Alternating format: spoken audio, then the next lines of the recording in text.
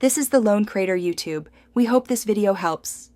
You start by confirming prerequisites: a charged battery, a compatible ESC, and a stable mount for the flight controller. Plug USB to your PC, then connect power and the receiver so the controller boots. Once it's powered, open the configuration software and confirm the board is recognized. This is essential because any unrecognized device halt setup.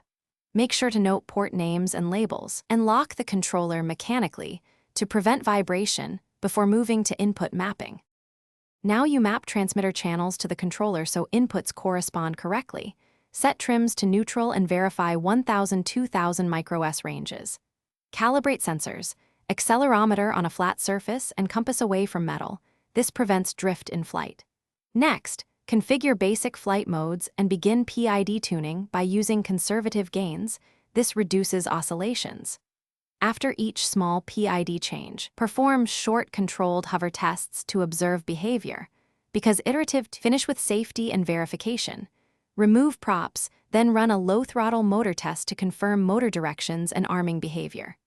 Once correct, install props and perform a tethered hover to validate sensors, battery load, and mode transitions. If you encounter jitters or loss of signal, power down and recheck wiring, solder joints, and ground connections. Many faults are simple electrical issues. If the problem continues, reflash stable firmware and restore your saved configuration.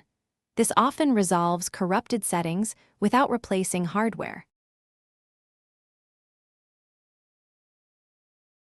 Thanks for watching.